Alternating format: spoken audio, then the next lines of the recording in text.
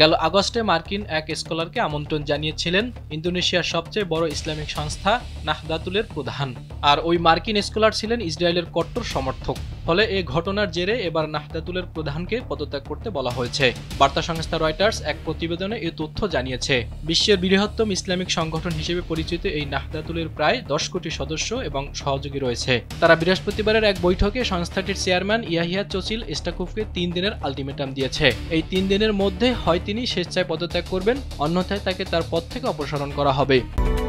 Japan Bangladesh joint venture company JBS holdings limited.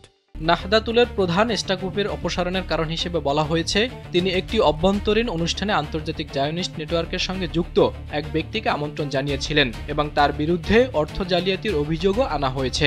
এস্টাকুফ 2021 সাল থেকে Islamic সংস্থাটির প্রধান হিসেবে দায়িত্ব পালন করছেন। 2023 সাল থেকে ইসরায়েল গাজায় গণহত্যা চালানো শুরু করলে বিশ্বের বৃহত্তম মুসলিম দেশ হিসেবে ইন্দোনেশিয়া শুরু থেকে প্রতিবাদ জানিয়ে আসছে। দেশটি দীর্ঘদিন ধরেই ফিলিস্তিনি সংকট সমাধানে দ্বিরাষ্ট্র প্রতিষ্ঠার উপর জোর দিয়ে আসছে। এছাড়া ইসরায়েলের সঙ্গে তারা কোনো কূটনৈতিক সম্পর্ক স্থাপন করেনি।